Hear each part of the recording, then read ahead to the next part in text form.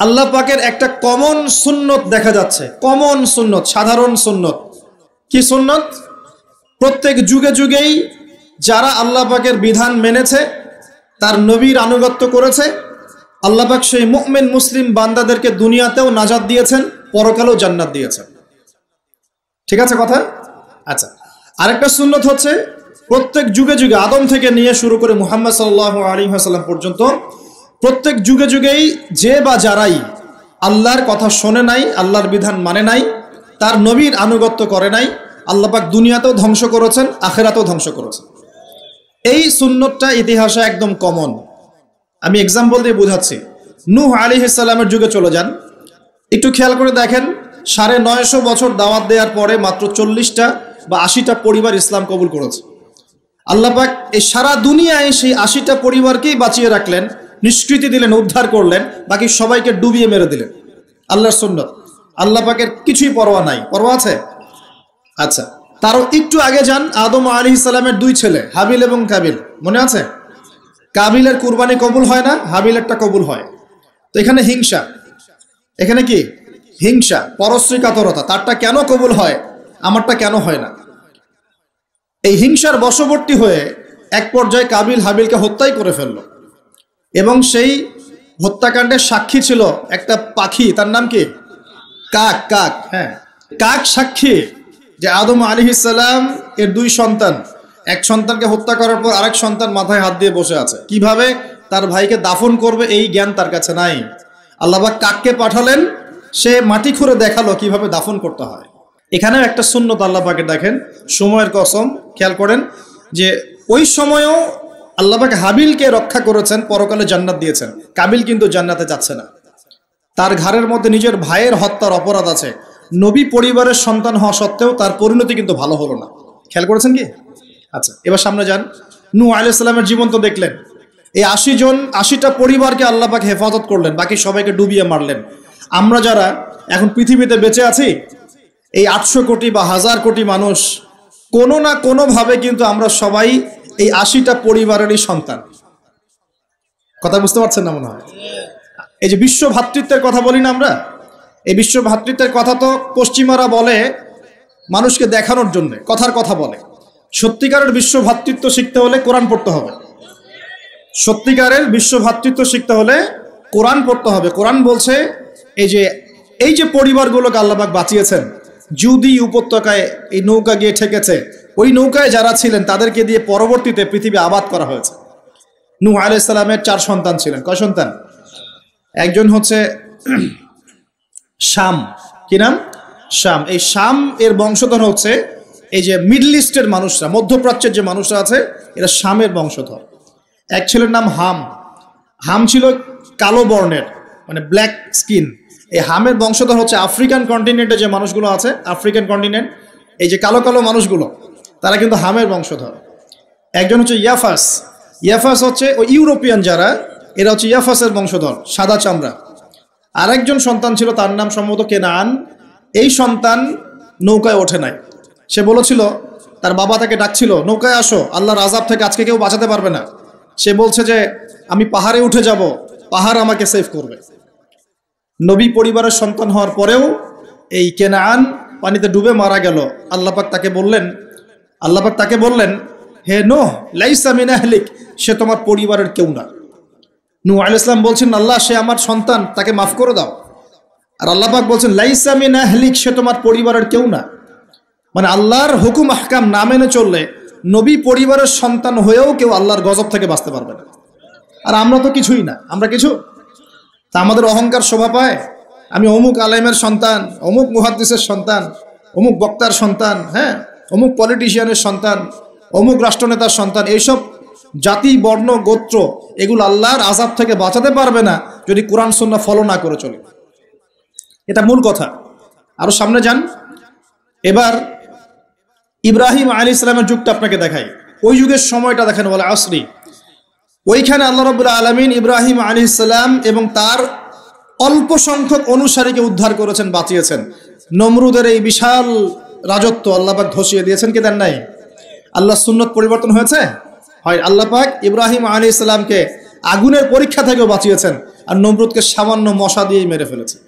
আল্লাহ সুন্নত কোনো পরিবর্তন হয়নি। নবী মুসা আলাইহিস সালামের যুগে যান, ফেরাউনের বিশাল বাহিনী, এখনকার এই রাশিয়ান বা ন্যাটো বা ইউরোপিয়ান কন্টিনেন্টে যত আছে এই সবগুলোকে একত্রিত করলেও মনে হয় ফেরাউনের বাহিনীর মতো হবে না।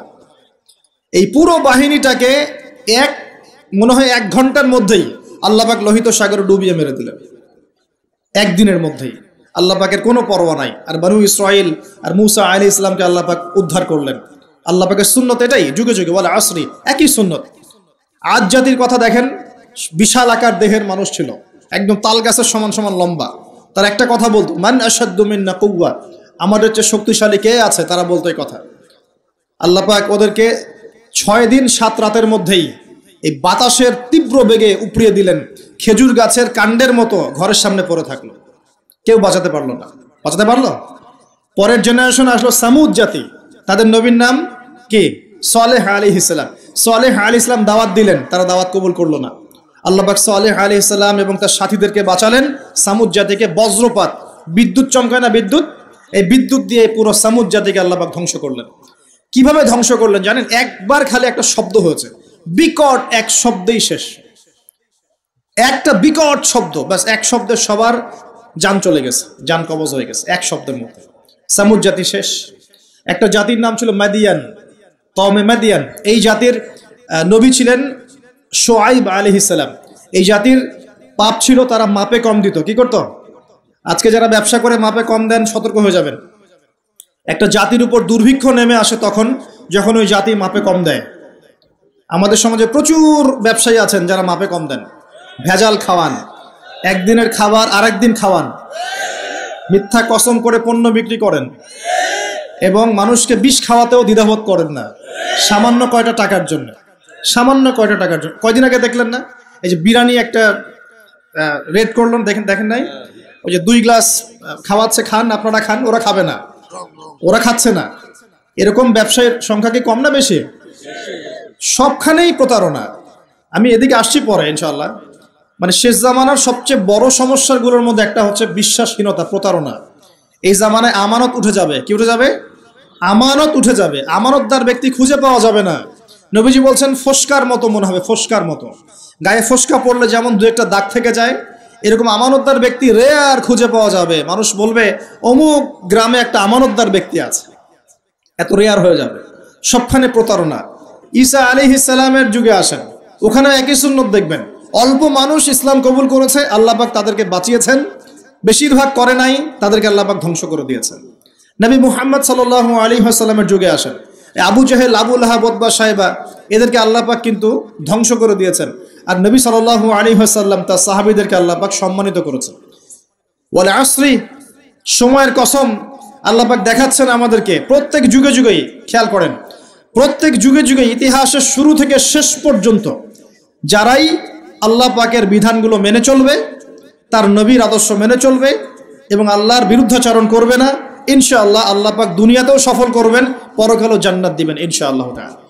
আর প্রত্যেক যুগে যুগে যারাই আল্লাহ এবং তার রাসূলের বিরুদ্ধাচরণ করবে, নবী রাসূলের আনুগত্য করবে না, আল্লাহর বিধান মানবে না, দুনিয়াতেও ধ্বংস করবেন, পরকালে আযাব দিবেন ইনশাআল্লাহ। এই সুন্নতের কোনো ব্যতিক্রম হবে না। আল্লাহ পাক আমাদের সবাইকে এই কথাটা বোঝার তৌফিক দান করুন। এবার এই সময় বা মহাকালের কসম আল্লাহ পাক আরেকটা কারণে করেছেন, যুবক ভাই আপনি বোঝেন। এই সময় বা মহাকালের কসম আল্লাহ পাক আরো একটা কারণে করেছেন, সেটা হলো আল্লাহ পাক আমাদের হায়াতকে মূল্যায়ন করতে বলছেন। আল্লাহ পাক আমাদেরকে আমাদের হায়াতকে মূল্যায়ন করতে বলছেন। একটু চোখ বন্ধ করে রাত্রেবেলা চিন্তা করবেন, মনে করেন আপনার হায়াত 60 বছর। কত বছর? মনে করেন, ফর এক্সাম্পল, চোখ বন্ধ করবেন, আজকে বাসায় গিয়ে ঘুমানোর সময় দোয়া দরুদ পড়ে চোখটা বন্ধ করে ভাববেন আদনান ভাই কথাটা বলে গেছে, একটু ভাবি। এইটুক যদি ভাবতে পারেন আজকে বাসায় গিয়ে, আজকে ওয়াজ আমার সফল ইনশাআল্লাহ। এই যে 200 কিলো আসছি, আবার 200 কিলো যাবো, ইনশাআল্লাহ সফল। কি ভাববেন প্রিয় ভাই? আমিও কিন্তু তরুণ, আমি কিন্তু বুড়া হয়ে যাই নাই। বুড়া হয়ে গেছি এখনো? আচ্ছা, আপনিও তরুণ। তরুণরা একটু ভাবি, চোখ বন্ধ করে ভাববেন যে আল্লাহ পাক আপনাকে সৃষ্টি করেছিলেন আল্লাহর ইবাদত করার জন্য। সূরা জারিয়াত 56 নম্বর আয়াত, ওয়া মা খালাকতুল জিন্না ওয়াল ইনসা ইল্লা লিয়াবুদুন। 1 2 আল্লাহ পাক আপনাকে সৃষ্টি করেছিলেন যাতে করে আল্লাহর দিনটাকে আপনি আল্লাহর জমিনে প্রচার করেন, প্রসার করেন, প্রতিষ্ঠা লাভ করেন। এই দুইটা আপনার কাজ ছিল। এখন আপনার বয়স হয়ে গেছে 30 বা 25, ধরে নেন যে আপনার হায়াত 60 বছর, তার মানে আপনার জীবনে বাকি আছে এখন 30 বছর। এই যে 30 বছর আপনি নষ্ট করেছেন বা চলে গেছে, চোখ বন্ধ করে চিন্তা করবেন এই 30 বছরে কত ওয়াক্ত নামাজ পড়েছেন, কতদিন রোজা রেখেছেন, এই 30 বছরে 30টা আয়াত আপনি পড়েছেন কিনা, এই 30 বছরে 30টা সূরা আপনি শিখেছেন কিনা, 30 বছরে আপনি 30টা ইসলামিক বই পড়েছেন কিনা, আপনি নবীর 30টা হাদিস পড়েছেন কিনা, 30 দিন জামাতের সাথে নামাজ পড়েছেন কিনা, 30 দিন দিনের দাওয়াত দিয়েছেন কিনা, 30টা দিন দান সদকা করেছেন কিনা। আমি খুব বেসিক কথা বলছি, আমি বলিনি আপনি 30 দিন 30টা যুদ্ধ করেছেন কিনা, এই কথা বলিনি। আমি আপনাকে বেসিক কথা বলছি, একদম বেসিক প্রাইমারি কথা। আপনি 30 দিন নামাজ পড়েছেন কিনা, 30টা রোজা ঠিক মতো রাখছেন কিনা, আপনি কি 30 বার মেয়েকে দেখে চোখ নামাতে পেরেছেন কিনা, আপনি কি 30টা সূরা শিখেছেন কিনা, 30 বার আপনি কি রাসূলের জীবনী পড়েছেন কিনা, তার হাদিস পড়েছেন কিনা, আপনি কি নবী সাল্লাল্লাহু আলাইহি ওয়াসাল্লামের স্ত্রীদের নাম জানেন কিনা, তার জীবনী জানেন কিনা, আকীদা কি জিনিস আপনি জানেন কিনা, 30টা মাসলা মাসাইল আপনি বোঝেন কিনা। আপনি চিন্তা করবেন আজকে, এই একটা চিন্তা আপনার জীবনটাকে বদলে ফেলবে ইনশাআল্লাহ। এই একটা চিন্তাই যথেষ্ট আপনার জীবনকে বদলে ফেলার জন্য। এই চিন্তাটা আরেকভাবে করবেন, এটা ভাবার পরে আপনি চোখটা খুলবেন, চোখটা খুলে সাদা কাগজ নিয়ে বসবেন, উঠে বসবেন, বসে আপনি লিখবেন। এই যুব ভাই শোনেন, বসে আপনি লিখবেন। কি লিখবেন? আপনি লিখবেন এই 30 বছরে আপনি কতগুলো গুনাহ করেছেন, আপনার মনে পড়ে কি কি। হয়তোবা, আমি দোয়া করি যেন এমনটা না হয়, তবে হয়তোবা আপনি খুঁজে পাবেন এই 30 বছরে আপনি বেনামাজি ছিলেন, হয়তোবা। দাঁড়ান, 2, আপনি হয়তো দেখবেন আপনি অনেক দিন রমজানের রোজা রাখেন নাই। আপনি দেখবেন হয়তো আপনি দান সদকা তো করেন নাই, রিকশালাকে থাপ্পড়ও দিয়েছেন। আপনি হয়তো দেখবেন যে হলে সিট বুকিং এর জন্য হকি স্টিক নিয়ে মারামারি করেছেন। আপনি হয়তো দেখবেন যে 30 বছরে 30টা মেয়ের সাথে সম্পর্ক করা শেষ। আপনি হয়তো দেখবেন যে আপনি অলরেডি পতিতলায় ভিজিট করে চলে আসছেন। আপনি 30 দিন, এই 30 বছরে 30 বার কমপক্ষে এই মাদকের আসরে বসেছিলেন, এবং 30 বছরের বহু সময় আপনি অনলাইনে নষ্ট করেছেন, পর্নোগ্রাফি দেখে নষ্ট করেছেন, গোপনে পাপ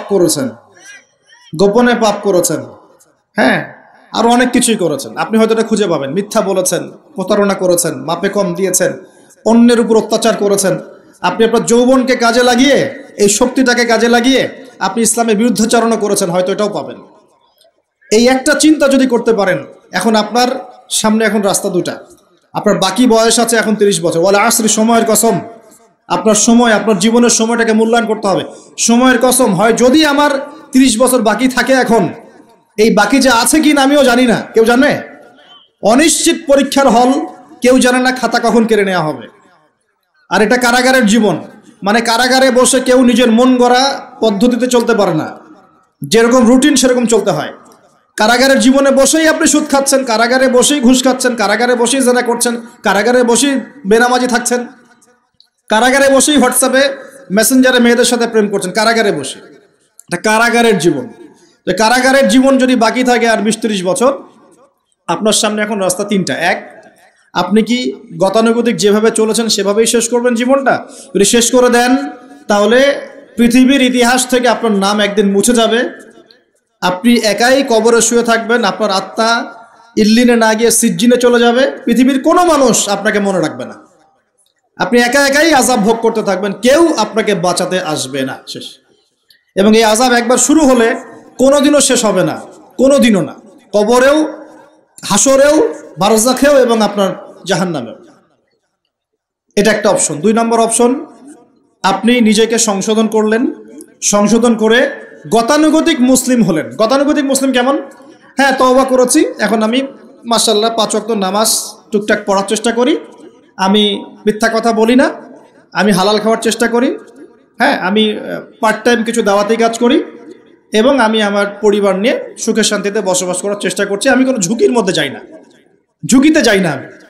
মানে আমি সৎ কাজেও আদেশ করি, কিন্তু ঝুঁকিতে যাই না। মানে এমন কোনো কিছু করি না যাতে আমার উপর কোনো বিপদ আসবে, এটাতে আমি যাই না। এটা গতানুগতিক মুসলিম চলছে। আর একটা হচ্ছে সমাজ পরিবর্তনকারী মুসলিম। এরা কেমন? এরা নিজেরা তো জ্ঞান অর্জন করেই এবং জ্ঞান অনুযায়ী আমলও করে, তারা সৎ কাজে আদেশও করে, একই সাথে অসৎ কাজে নিষেধও করে, সত্যটাকে নির্ভীকতার সাথে, সাহসিকতার সাথে, হিকমার সাথে সবার সামনে উপস্থাপন করে, আল্লাহর কাছে দোয়া করে এবং সমাজটাকে পরিবর্তন করে ফেলার চেষ্টা করে। এরা হচ্ছে আহসান, সবচেয়ে উত্তম শ্রেণী। কিভাবে বললাম উত্তম শ্রেণী? নবীজি বলছেন তোমাদের সামনে একটা জামানা আসবে, এটাও শেষ জামানা হাদিস। তোমাদের সামনে একটা জামানা আসবে, জামানা সবরিন, কঠিন সবরের জামানা। ঈমান ধরে রাখা হাতে জ্বলন্ত আগুন ধরে রাখার মতো হবে। ওই সময় যদি তোমরা কেউ আমার সুন্নতের উপর অটল থাকতে পারো, আমার মৃত সুন্নতকে আবার জীবিত করতে পারো, তাহলে 50 জন শহীদ সাহাবীর নেকি পাবে ইনশাআল্লাহ। এরা সমাজ পরিবর্তনকারী মানুষ। আর ইতিহাসে যারা সমাজ পরিবর্তনকারী মানুষ, তাদের জীবনে পরতে পরতে বিপদ আপদ বলা মুসিবত আসবেই। আমার ছোট্ট গবেষণায় 4টা ক্ষেত্র থেকে আসতে পারে যখন আপনি হকের উপর থাকবেন। 1 নাম্বার, প্রথম বাধা চলে আসবে পরিবার থেকে। কোত্থেকে? পরিবার। আপনি গতানুগতিক মুসলিম হলে আপনি সব জায়গায় পার পেয়ে যাবেন, কিন্তু যদি একটু কঠোরতা প্রয়োগ করেন যে আমি একদম কোরআন সুন্নাহর 100% ফলো করতে চাই, আমি এমন না যে নামাজও পড়ি সুদও খাবো, এমন হব না। আমি নামাজও পড়বো, সুদও খাবো না, আমি রোজাও রাখবো, আমি যাকাতও দিব, আমি হজ উমরাও করবো, আল্লাহর বিধানের প্রতি শ্রদ্ধাশীলও থাকবো, চেষ্টা করবো ইসলামটা প্রসার করার প্রতিষ্ঠার চেষ্টা করবো। তখন আপনার প্রথম বাধা আসবে পরিবার থেকে। দাড়ি রাখছো কেন? দাড়ি রাখলে তোমাকে এরকম লাগে। হ্যাঁ, তুমি টাকটির উপরে কাপড় কেন পরলে তোমাকে অমন লাগে। আগে তো গিটার বাজাইতা, আগে তো গান গাইতা, আগে মেয়ে নিয়ে থাকতা, ভালো ছিল। এখন কেন সারাদিন বই নিয়ে পড়ে থাকো, ইসলামিক বই নিয়ে পড়ে থাকো, নামাজ নিয়ে পড়ে থাকো? হ্যাঁ, কি পরিবর্তন হলো! বাবা মার টেনশন, এখন পিতামাতার টেনশন। কেউ এরকম অ্যাডভার্টাইজ বানিয়ে টিভিতে দেখাচ্ছে, এগুলা দেখেন নাই? আগে ছেলে ভালো ছিল, হঠাৎ করে কি পরিবর্তন হয়ে গেল। হ্যাঁ, সুবহানাল্লাহ। আল্লাহর পথে ফিরে আসা মানুষের ক্রাইটেরিয়া এগুলো মেনশন করে করে বলছে, এগুলো দেখা গেলে যোগাযোগ করবেন স্থানীয় কর্তৃপক্ষের সাথে, ওই ছেলের মধ্যে সমস্যা আছে। আস্তাগফিরুল্লাহ, আস্তাগফিরুল্লাহ। একজন ব্যক্তি গিটার বাজাতো, গান গাইতো, মাদকের সাথে ছিল, মেয়ে নিয়ে ফুর্তি করতো, সেখান থেকে এসেছে নামাজ পড়ছে, এই জন্য কি সে জঙ্গি হয়ে যাবে? এখন সে মাশাআল্লাহ কোরআন তেলাওয়াত করছে, কোরআন বোঝার চেষ্টা করছে, আলেম ওলামার কাছে গিয়ে পরামর্শ করছে, হাদিস পড়ছে, এই জন্য কি সে জঙ্গি হয়ে গেছে? পশ্চিমারা যা গিলায় আমরা তাই গিলি। পশ্চিমারা যা গিলায় আমরা তাই গিলবো কেন? ওদের কাছে কিসের জ্ঞান আছে? পশ্চিমাদের কাছে কোরআনের জ্ঞান আছে, হাদিসের জ্ঞান আছে। ও সিলেক্ট করে দিবে যে কোনটা জিহাদ আর কোনটা জঙ্গিবাদ। আশ্চর্য একটা ব্যাপার। কোরআন এবং সুন্নাহর চর্চা যদি মুসলিমরা করে, তাহলে কি তারা সন্ত্রাসী হয়ে যাবে? ওরা তো চাইবেই যেন আমরা এই কাজগুলো না করি। ওরা তো চাইবেই যাতে আমরা কোরআন সুন্নাহর চর্চা না করি। ওরা যা বলে সেই ভাষায় আমরা কথা বলা শুরু করেছি। ওরা বলছে, একটু পরে আমি বুঝাচ্ছি আপনাদেরকে, ওরা বলেছে যে জ্ঞান সেটাই, ভালো করে বোঝেন, জ্ঞান সেটাই যেটা পরীক্ষা নিরীক্ষা, যুক্তি বিজ্ঞান, দর্শন দিয়ে লাভ করা যায়। আর আমরা বলছি আল্লাহর ওহী হচ্ছে চূড়ান্ত জ্ঞান। আল্লাহর ওহী কি? চূড়ান্ত জ্ঞান। এই যে জ্ঞানতাত্ত্বিক পার্থক্য, ওরা যা দেখে না তাতে বিশ্বাস করে না, এই কারণে তারা জিনে বিশ্বাস করে না, আত্মায় বিশ্বাস করে না, আল্লাহ বিশ্বাস করে না, ফেরেশতায় বিশ্বাস করে না, পরে আগের আসমানি কিতাবে বিশ্বাস করে না, নবী রাসূলে বিশ্বাস করে না, কবরের আযাব, জান্নাত জাহান্নাম, মিজান, ফজিলত কোনো কিছু বিশ্বাস করে না। কেন করে না? ওদের এপিস্টেমোলজি হচ্ছে, জ্ঞানতাত্ত্বিক দর্শন হচ্ছে যা দেখি না বিশ্বাস করি না। আর ওই দর্শনটা আমরা কাট পেস্ট করে নিয়ে আমাদের ছোট ছোট বাচ্চাদেরকে এখন গিলাচ্ছে এইগুলো। এখন ওই দর্শন কেন ফলো করব আমরা? আমাদের দর্শন হচ্ছে চূড়ান্ত জ্ঞান কার পক্ষ থেকে আসে? আল্লাহর পক্ষ থেকে আসে। আল্লাহ যা সত্য বলেছেন তাই সত্য, আল্লাহ যা মিথ্যা বলেছেন তাই মিথ্যা। আল্লাহর ওহী চূড়ান্ত সত্য মিথ্যার মানদণ্ড, মানুষের যুক্তি বিজ্ঞান দর্শন নয়। এই জায়গায় তো পার্থক্য, সে করেই তো পার্থক্য। এই জ্ঞানতাত্ত্বিক সংজ্ঞায় পার্থক্য বলেই তো আপনাকে ডারউইনের মতবাদ পড়াচ্ছে, কারণ সে তো বিশ্বাসই করে না যে মানুষকে আল্লাহ সৃষ্টি করেছে। আর আমরা বিশ্বাস করি আদম আলাইহিস সালামকে সৃষ্টি করেছেন কে? অতএব এই মতবাদের আমাদের কোনো প্রয়োজন নাই, কারণ আমরা তো জানি কোরআনে আল্লাহ পাক এটা বলেছেন। যে জানে না, যার কাছে কোরআন নাই, যার কাছে হাদিস নাই, তার ওই মতবাদের প্রয়োজন আছে, আমার তো নাই। তো ওরা যা বলে আমরা তাই গেলার চেষ্টা করি। ওরা এগুলো সংজ্ঞা শিখিয়ে দিয়েছে যে মুসলিম যুবকরা এরকম এরকম করলে তারা খারাপ হয়ে যাবে, এখন ব্যাস এটা প্রচার করা হচ্ছে। আশ্চর্য বিষয়। আমরা তো চাইবো প্রত্যেক ঘরে ঘরে কোরআনওয়ালা মানুষ তৈরি হোক, হাদিসওয়ালা মানুষ তৈরি হোক, নামাজি হয়ে যাক সবাই, তাহলে সমাজে শান্তি আসবে। একজন নামাজি ব্যক্তি বেশি ভদ্র হয় না বেনামাজি ভদ্র হয়? বলেন। তা নামাজ মানুষকে শৃঙ্খলা শেখায় না? কোরআন মানুষকে মানবতা শেখায় না? কোরআন সুন্নাহর কোনো জায়গায় কি বলা আছে নিরপরাধ কোনো মানুষকে হত্যা করতে হবে? বরং আমি তো একটা আয়াত বললাম, কেউ যদি একজন মানুষের জীবন বাঁচায়, সূরা মাইদা আল্লাহ পাক বলছেন, কেউ যদি একজন মানুষের জীবন বাঁচায় সে যেন পুরো মানব জাতিকে বাঁচালো, বলি আলহামদুলিল্লাহ। আর কেউ যদি কোনো মানুষকে অন্যায়ভাবে হত্যা করে সে যেন পুরো মানব জাতিকে হত্যা করে। একটু খেয়াল করে দেখেন, সারা বিশ্বে যত মানুষকে হত্যা করা হচ্ছে মুসলিম কান্ট্রিগুলোতে, সিরিয়া, ইয়েমেন, প্যালেস্টাইন, আফগান তো চলে গেল, তারপরে আপনার ইরাক, লিবিয়া, জর্ডান, লেবানন, ঠিক আছে, ওই যে রোহিঙ্গা, তারপরে উইঘুর, মুসলিমদেরকে যেখানে যেখানে হত্যা করা হয়েছে এখানে মানবতা বিরোধী অপরাধ হয়নি? এটাকে সন্ত্রাসবাদ বলা যায় না? এটা ওদের জঙ্গিবাদ নয় কি? তাহলে প্রকৃত অর্থে সন্ত্রাসী এবং জঙ্গি কারা? মুসলিমরা না ওরা? যখন নিরপরাধ মাসুম বাচ্চাদেরকে বোম মেরে হত্যা করা হয়, মা বোনদেরকে ইজ্জত নষ্ট করা হয়, আমাদের মুসলিম ভাইদেরকে পাখির মতো গুলি করে হত্যা করা হয়, তখন এই মতবাদ থাকে না? তো এদের কাছ থেকে আমাদেরকে শিখতে হবে কোনটা ন্যায় কোনটা অন্যায়। এগুলো চলতে থাক, কিন্তু এই চলা ইনশাআল্লাহ তাআলা বেশি দিন সাস্টেইন করবে না ইনশাআল্লাহ। প্রিয় ভাইরা, একটা কথা খালি বললাম এখানে, যে সময়টাকে মূল্যায়ন করতে আল্লাহ পাক আপনাকে পরামর্শ দিয়েছেন।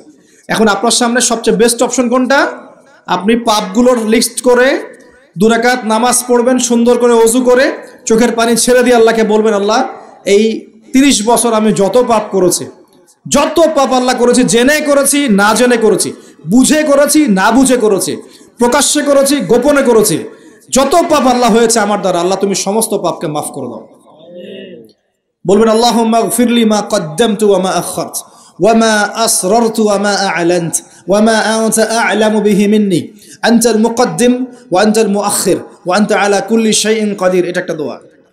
অথবা বলবেন আল্লাহুম্মা আনতা রাব্বি লা ইলাহা ইল্লা আনতা খালাকতানি আনা আবদুকা ওয়া আনা আলা আহদিক ওয়া ওয়া'দিকা মাস্তাতা'তু আউযু বিকা মিন শাররি মা সানা'তু আবু'ু লাক বিনি'মাতিকা আলাইয়া ওয়া আবু'ু বিযামবি ফাগফিরলি ফাইন্নাহু লা ইয়াগফিরু যুনুবা ইল্লা আনতা। এটাও পারেন না? বলবেন আল্লাহুম্মা ইন্নী যালামতু নাফসি যুলমান কাসীরান ফাগফিরলি মাগফিরাতান মিন ইনদিকা ওয়ারহামনি ইন্নাকা আনতাল গফুর। এটাও পারেন না? বলবেন রব্বিগফিরলি রব্বিগফিরলি। এটাও পারেন না? বলবেন রব্বিগফির ওয়ারহাম ওয়া আনতা খায়রুর রাহিমিন। রব্বিগফির ওয়ারহাম ওয়া আনতা খায়রুর রাহিমিন। আমার সাথে বলেন রব্বিগফির ওয়ারহাম ওয়া আনতা খায়রুর রাহিমিন। এতটুকু অন্তত বলবেন, বলে চোখের পানি ছেড়ে দিয়ে আপনি তওবা করবেন ইনশাআল্লাহ তাআলা। আল্লাহ পাক কি বলছেন শোনেন। আল্লাহ পাক বলছেন সূরা ফুরকানের শেষের দিকে, আল্লাহ পাক বলছেন ইল্লা মান তাবা, যে ব্যক্তি তওবা করে ফিরে আসবে, ওয়া আমানা, এবং ঈমান নিয়ে আসবে, ওয়া আমিলা আমালান সালিহান, এবং শতামল সম্পাদন করা শুরু করবে, মানে এরপর আর খারাপ কাজ করবে না, বাকি জীবন ভালো কাজ করবে। আল্লাহ পাক বলছেন উলাইকা আল্লাযীনা উলাইকা ইল্লা মান তাবা ওয়া আমানা ওয়া আমিলা আমালান সালিহান ফাউলাইকা ইউবাদদিলুল্লাহু সাইয়্যাতিহিম হাসানাত। এরাই সেই ব্যক্তি, এরাই সেই সব মানুষ যাদের সমস্ত গুনাহকে আল্লাহ পাক নেকি দিয়ে পরিবর্তন করে দিবেন ইনশাআল্লাহ। শুধু গুনাহ মাফ করে দিবেন না, আল্লাহ পাক বলেছেন শুধু গুনাহ মাফ করব না, যদি গুনাহ হয়ে থাকে 1 কোটি, আল্লাহ পাক 1 কোটি নেকি দিয়ে পরিবর্তন করে দিবেন ইনশাআল্লাহ। কিসের অপেক্ষা তাহলে? এখন আজকে কোনো অপেক্ষা হবে? আজকে রাত্রে ইনশাআল্লাহ তওবা করে, এখনই তওবা করে ফেলবো ইনশাআল্লাহ। ওয়াজ শুনে বাসায় গিয়ে জায়নামাজে বিছিয়ে 2 রাকাত নামাজ পড়ে খাস তওবা করে, এভারেজ মুসলিম হওয়ার তওবা করব না। কিরকম মুসলিম হওয়ার তওবা করব? যেই মুসলিমরা সমাজ পরিবর্তন করে দিয়েছে ওই মুসলিম হওয়ার চেষ্টা করবো ইনশাআল্লাহ। এই সময়ের কসম করে আল্লাহ বলছেন সবাই ক্ষতির মধ্যে আছে। সবাই বলতে কারা? সবাই বলতে সেই সব মানুষ বাদ দিয়ে যারা 4টা গুণ অর্জন করবে। কয়টা গুণ ভাই? মাত্র 4টা গুণ। কয়টা গুণ? এই 4টা গুণ একসাথে অর্জন করতে পারবো ইনশাআল্লাহ? ওয়াদা করছি পারবো ইনশাআল্লাহ, চেষ্টা করবো তো ইনশাআল্লাহ। শুনে নেন, সংক্ষিপ্ত করে বলছি। 1, আমাদের সবাইকে মুমিন হতে হবে। ইল্লাল্লাযীনা আমানু, যারা ঈমানদার। ঈমানদার কারা? উত্তর হাদিসে জিবরিলের মধ্যে আছে, নবী সাল্লাল্লাহু আলাইহি ওয়াসাল্লামকে জিবরাইল আলাইহিস সালাম জিজ্ঞাসা করছেন আখবিরনি আনিল ঈমান, হে নবী আমাকে ঈমান সম্পর্কে বলুন। এই জায়গায় একটু ভালো করে বোঝেন, এখানে বর্তমান যে শিক্ষা ব্যবস্থা নিয়ে যে কথাটা উঠেছে এর একটা গোড়ার সমস্যা চলে আসবে। একটু ভালো করে বোঝেন এই জায়গাটা। জিবরাইল আলাইহিস সালাম বলছেন, হে মুহাম্মদ সাল্লাল্লাহু আলাইহি ওয়াসাল্লাম, আল ঈমান, ঈমান হচ্ছে আন তুমিনা বিল্লাহ, তুমি আল্লাহতে বিশ্বাস করবে, এক, ওয়া মালাইকাতিহি, ফেরেশতাগণে বিশ্বাস করবে, দুই, তিন, ওয়া কুতুবিহি, আসমানি কিতাবসমূহে বিশ্বাস করবে, চার, ওয়া রুসুলিহি, রাসূলগণে বিশ্বাস করবে, পাঁচ, ওয়াল ইয়াউমিল আখির, পরকালে বিশ্বাস করবে, ছয়, ওয়াল কদরি খাইরি ওয়া শাররি, তাকদীরের ভালো মন্দে বিশ্বাস করবে। একটু মনোযোগ দিয়ে দেখেন, ঈমানের 6টা পিলার কি ছোঁয়া যায়? এগুলো কি কঠিন? এগুলো কি তরল? এগুলো কি বায়বীয়? এগুলোকে কি জ্ঞানের সংজ্ঞায় ফেলা যায়? ঈমানের 6 পিলারকে চোখে দেখা যায়, স্পর্শ করা যায়? ঈমানের 6 পিলার, এই 6টা পিলার, এই 6টা পিলারকে কি ল্যাবরেটরিতে ল্যাবে বসে প্রমাণ করা যাবে? এই 6টা পিলারকে কি যুক্তি, বিজ্ঞান, দর্শনের মানদণ্ডে বিচার করা যাবে? যাবে না। আল্লাহ পাক বলছেন, আলিফ লাম মিম যালিকাল কিতাব লা রাইবা ফি হুদাল লিল মুত্তাকিন, মুত্তাকি কারা? আল্লাযীনা ইউমিনুনা বিল গায়বি, যারা এই গায়েবে বিশ্বাস করে। ঈমানের 6 পিলার সবই গায়েব।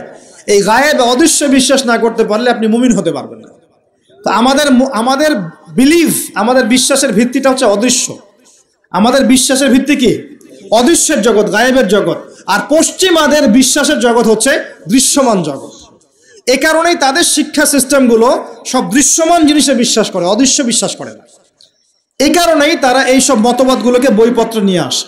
এই ডারউইনের মতবাদ বলেন, এই যে আপনার এটা কি অ্যাস্ট্রোনমিক্যাল ইয়েগুলো বলেন, নাসার গবেষণাগুলোকে বলেন, মঙ্গলের এটা খুঁজতেছে, চাঁদে ওইটা খুঁজতেছে, মানে ওরা চোখে যা দেখবে এটা বিশ্বাস করবে, চোখে যা দেখি না বিশ্বাস করবো না। আর ওই মতবাদটাকে তারা জোর করে মুসলিমদের উপর চাপাতে যাচ্ছে। এই কারণেই মুসলিমদের বইপত্রের মধ্যে এখন এগুলো ঢুকে যাচ্ছে, এই মতবাদগুলো ঢুকে যাচ্ছে। তাহলে সমস্যা কিন্তু গোড়ায়। আমাদের কাছে জ্ঞানের সংজ্ঞা হচ্ছে জ্ঞান আল্লাহর পক্ষ থেকে আসে। আল্লামাল ইনসান মা লাম ইয়ালাম, আমি মানুষকে সেই জ্ঞান শিক্ষা দিয়েছি যা মানুষ জানতো না। আল্লাহ বলছেন আমি শিক্ষা দিয়েছি, মানুষ জ্ঞানী ছিল না, আমি শিক্ষা দিয়েছি। আল্লাহ বলছেন ওয়াকুলিল হাক্কু মির রাব্বিকুম, সূরা কাহফ 29 নম্বর আয়াত। আল্লাহ বলছেন হক সেটাই, জ্ঞান সেটাই যা তোমার রবের পক্ষ থেকে নাজিল হয়। আল্লাহ বলছেন ফালা তাকুনান্না মিনাল মুমতারিন, এই হক আল্লাহর পক্ষ থেকে আসে, তুমি সন্দেহ পোষণ করো না। ওদের জ্ঞানের সংজ্ঞা, জ্ঞান দেখা যায়, ছোঁয়া যায়, উপলব্ধি করা যায়, এর আলোকে জ্ঞান তারা নির্ধারণ করে। আমরা বলছি জ্ঞান হচ্ছে আল্লাহর পক্ষ থেকে আসে। এটাকে আমরা ফিলোসফির ভাষায় বলি এপিস্টিমোলজিক্যাল একটা ডিফারেন্স, মানে জ্ঞানতাত্ত্বিক পার্থক্য। এই কারণেই শিক্ষা ব্যবস্থায় এই দ্বৈনতা দেখা দিচ্ছে। ওদের শিক্ষা ব্যবস্থা এরকম, চোখে যা দেখবে তা বিশ্বাস করবে, চোখে যা দেখবে না বিশ্বাস করবে না। আর আমাদের শিক্ষা ব্যবস্থার ভিত্তি হচ্ছে অদৃশ্য, গায়েবে আমরা বিশ্বাস করি। আল্লাহ গায়েব, দেখি নাই বিশ্বাস করি, ফেরেশতা বিশ্বাস করি, আসমানি কিতাব বিশ্বাস করি, নবী রাসূল বিশ্বাস করি, পরকাল বিশ্বাস করি, আপনার ভাগ্যে বিশ্বাস করি। এগুলো বিশ্বাস না করলে আপনি মুমিন হতে পারবেন না। আর আল্লাহ পাক বলছেন মুমিন না হলে ক্ষতির মধ্যে আছো, সময়ের কসম। প্রথম শর্ত মুমিন হতে হবে, মনে বিশ্বাস করতে হবে, মুখে স্বীকার করতে হবে, কাজেও বাস্তবায়ন করতে হবে। এই পার্থক্যের কারণেই শেকড়ের সমস্যা হয়েছে। এখন ডালপালা নিয়ে আমরা নাড়াচাড়া শুরু করেছি। এইটা কেন, ইতিহাস কেন বিকৃত হচ্ছে, কেন ডারউইনের মতবাদ, কেন এই কেন সেই, এর শেকড়টা হচ্ছে এখানে। এখানে জ্ঞানতাত্ত্বিক পার্থক্য আছে। তো ওরা জ্ঞানের সংজ্ঞা যা বোঝে, আমাদের সংজ্ঞা তা নয়। আর ওদের বুঝটাকে জোর করে চাপিয়ে দেওয়া হচ্ছে আমাদের উপরে, দ্যাটস অল। এখন সলিউশন কি? সলিউশন হচ্ছে আপনাকে বিকল্প সিলেবাস চিন্তা করতে হবে। এমন সিলেবাস যেখানে জেনারেল এবং ইসলামিক শিক্ষার সমন্বয় থাকবে এবং সেগুলোকে পড়ানোর মতো মুত্তাকি টিচারও থাকতে হবে। এরকম ইনস্টিটিউশন থাকতে হবে, বা যেগুলো আছে সেগুলোর মধ্যে নতুনত্ব, সিলেবাসে নতুনত্ব এনে, সংস্কার এনে ইনপুট করতে হবে। অথবা উপরের লেভেল থেকে কোনো উদ্যোগ গ্রহণ করলে ইনশাআল্লাহ সমস্যা সলভ হয়ে যাবে। আর আমরা আশা করি আমাদের ঊর্ধ্বতন কর্তৃপক্ষ যারা আছেন তারা জোর করে আমাদেরকে এগুলো চাপিয়ে দিবেন না ইনশাআল্লাহ।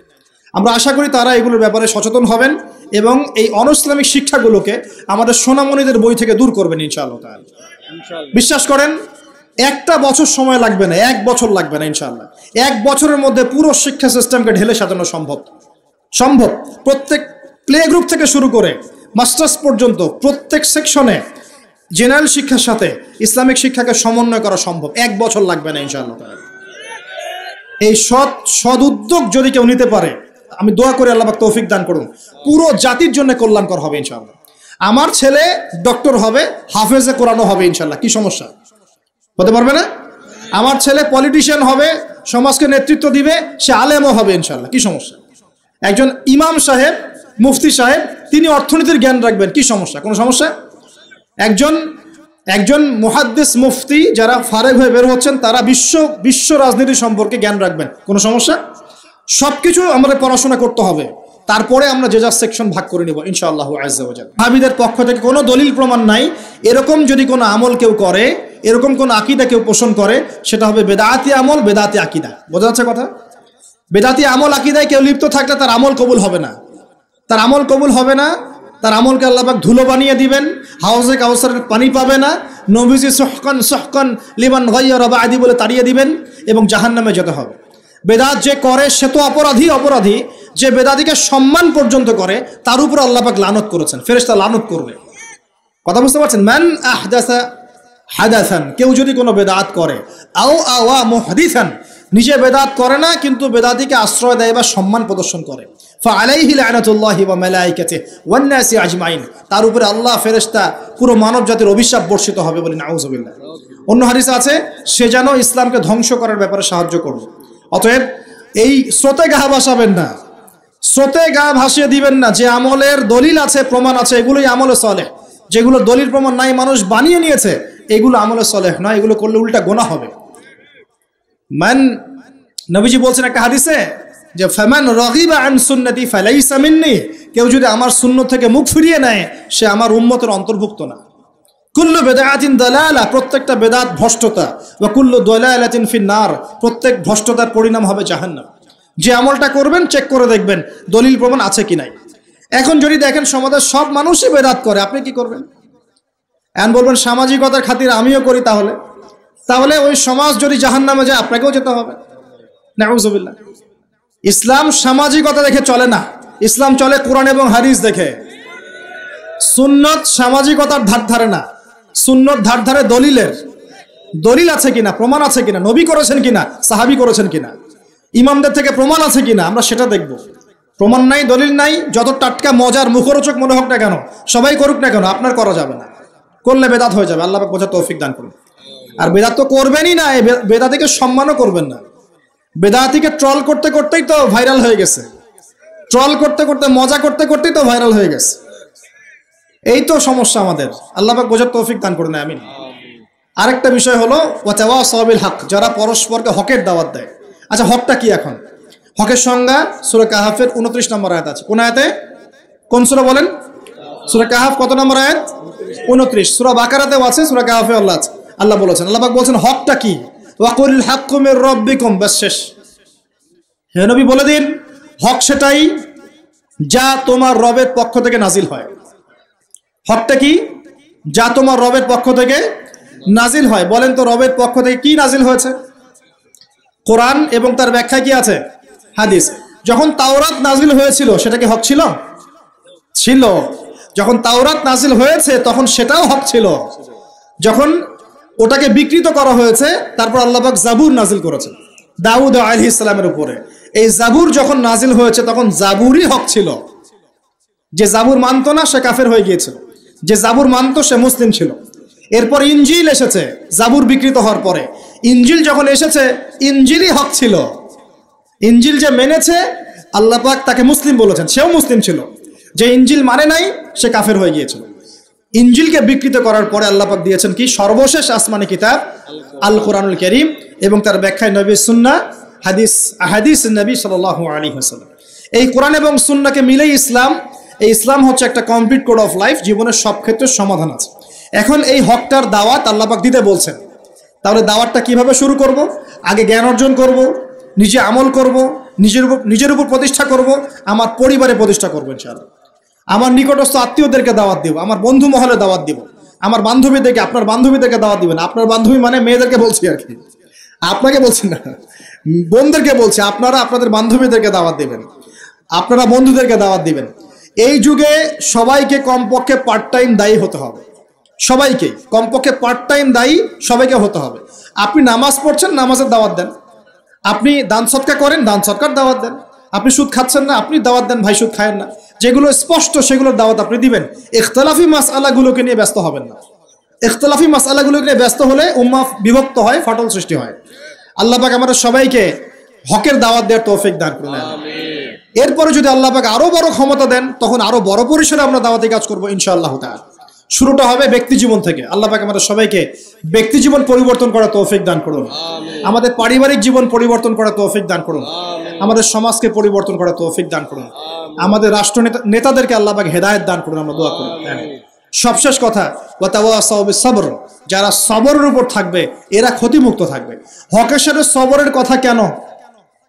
এর জন্য একজন নবীর কথা বলাই যথেষ্ট। তারপরে আমি কয়েকজনের কথা বলছি। নূহ আলাইহিস সালাম, নাম শুনেছেন? নাম শুনেছেন? কত বছর দাওয়াত দিয়েছেন? কত বছর? 950 বছর। কত বছর? 950 বছর তিনি দাওয়াত দিয়েছেন মানুষকে। তাও আল্লাহ তার ভাষায় বলছেন সূরা নূহের মধ্যে, তিনি বলছেন ইন্নী দাআউতু কওমি লাইলা ওয়া নাহার।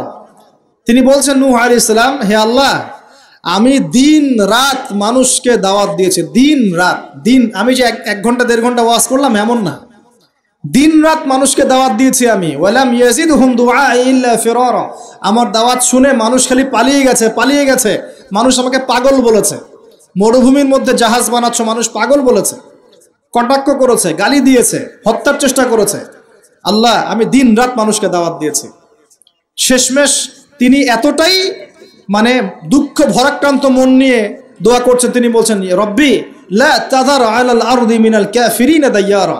আল্লাহ 950 বছর দাওয়াত দিয়েছি, এই কয়টা মানুষ ইসলাম কবুল করেছে।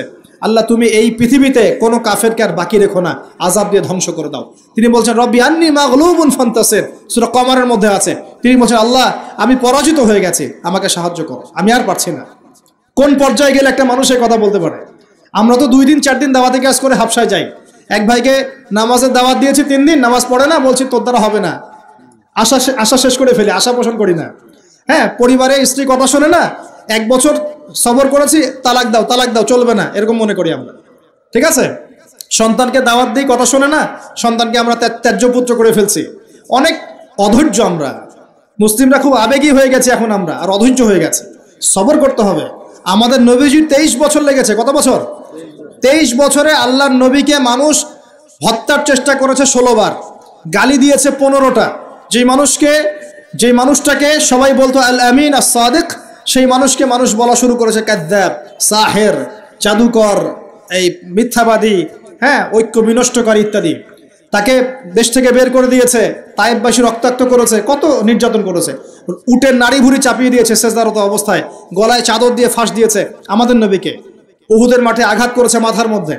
কই নবী সাল্লাল্লাহু আলাইহি ওয়াসাল্লাম তো অধৈর্য হন নাই, ছেড়ে দেন নাই, ময়দান ত্যাগ করেন নাই। আমরা এত অল্পতেই কেন অধৈর্য হয়ে যাই? হাজার হাজার মানুষ আসবে চলে যাবে, কিন্তু দিন ইসলাম থেকে যাবে ইনশাআল্লাহ।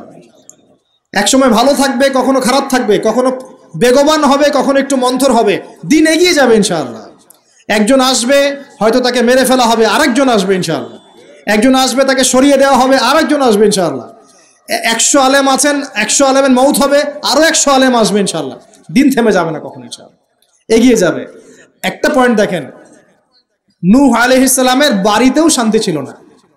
কিরকম? কমপক্ষে আমাদের নবী সাল্লাল্লাহু আলাইহি ওয়াসাল্লামের জীবনে বাইরের মানুষ তাকে কষ্ট দিচ্ছে, ঘরের মধ্যে খাদিজা রাদিয়াল্লাহু আনহা আছেন এবং তিনি তার মতাদর্শের মানুষ। বাসায় গিয়ে তিনি খাদিজা রাদিয়াল্লাহু আনহার সাথে সুখ পাচ্ছেন, শান্তি পাচ্ছেন, কারণ স্ত্রী তার পক্ষে আছেন। স্ত্রী তার পক্ষে আছেন, তাকে সাপোর্ট দিচ্ছেন, তাকে টাকা পয়সা দিচ্ছেন, অর্থ সম্পদ ব্যয় করছেন, তাকে পিছন থেকে একটা মমতা ভালোবাসা দিচ্ছেন না? আর বেচারা নূহ আলাইহিস সালামের ঘরে স্ত্রীও তার কথা শুনছেন না। এটা কি জানেন? তার স্ত্রী পর্যন্ত ঈমান নিয়ে আসছে না। তিনি বাসাতেও গিয়েও বাইরের পরিবেশ ফেস করছেন। যাদের বাড়িতে দাজ্জাল স্ত্রী আছে তারা জানে আমার কথার মানে কি। কথা কি বুঝতে পারছেন? অনেক ভুক্তভোগী আছে না এখন? বাহিরে আমরা অনেক প্রবলেম ফেস করি, বাসায় গিয়ে যদি দেখি একজন নেককার স্ত্রী, তার কোলে আপনি শুয়ে আছেন, সে আপনাকে আদর করছে, মহব্বত করছে, তার সাথে আপনি প্রবলেম শেয়ার করছেন, সে আপনাকে সাপোর্ট দিচ্ছে, আপনি কিন্তু ভিতর থেকে একটা ভালো লাগা ফিল করবেন। বাইরের খারাপটা আপনার আর কাজের মাথায় আসবে না ইনশাআল্লাহ।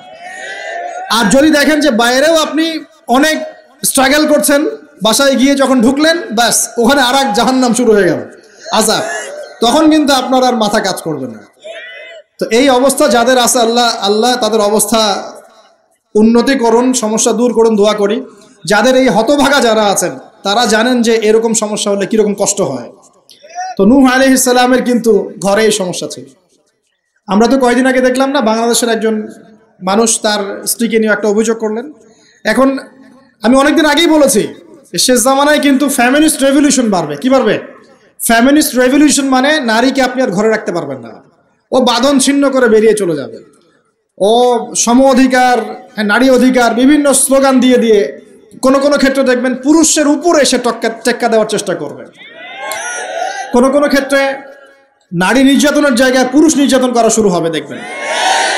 তো এগুলো কিন্তু দিন দিন বাড়ছে, ডিভোর্স বাড়ছে। ম্যাক্সিমাম ফ্যামিলিগুলো এখন অলমোস্ট অনেক ফ্যামিলি, ম্যাক্সিমাম তো বলতে পারবো না, অনেক ফ্যামিলির মধ্যেই এই সমস্যাগুলো দেখা যাচ্ছে। এখানে স্ত্রীর ভূমিকাও যেমন থাকতে হবে, স্বামীর ভূমিকাও থাকতে হবে।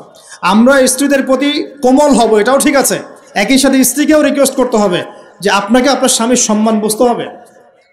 একটা সংসার টিকে থাকে শুধু ভালোবাসার ভিত্তিতে না, একটা সংসার টিকে থাকে বিশ্বাসের ভিত্তিতে। কিসের ভিত্তিতে? সংসারে বিশ্বাস থাকতে হবে, আমানতদারিতা থাকতে হবে, পরস্পর সম্মানবোধ থাকবে, শ্রদ্ধাবোধ থাকবে, একে অপরের প্রবলেম শেয়ার করতে হবে। এটা জরুরি না যে আপনাকে বুঝতে হবে আপনার স্বামীর সমস্যা, আপনি তার সমস্যা বুঝবেন না, এরকম স্বার্থপর চিন্তা করলে তো হবে না। সবসময় আপনাকেও তাকে বুঝতে হবে, সেও আপনাকে বুঝবে। তাহলে চিন্তা করবেন যে আমাকে সে কেন বোঝে না, তাহলে তো সমস্যা। আপনাকেও তো তাকে বুঝতে হবে। উভয়কে উভয়ের জায়গায় ছাড় দেওয়ার মানসিকতা না রাখলে সংসারগুলো টিকবে না। এখন সংসারগুলো ভেঙে যাচ্ছে। প্রিয় ভাইরা, একটা পয়েন্ট থেকে এখানে চলে আসছি যে নূহ আলাইহিস সালামের সংসারে কিন্তু এই সমস্যাটা ছিল। তার স্ত্রী কিন্তু ঈমান নিয়ে আসে নাই, এবং সূরা তাহরিমের মধ্যে আল্লাহ পাক বলেছেন যে জাহান্নামীদের সাথে নূহ আলাইহিস সালামের স্ত্রী এবং লূত আলাইহিস সালামের স্ত্রীও জাহান্নামে যাবে না।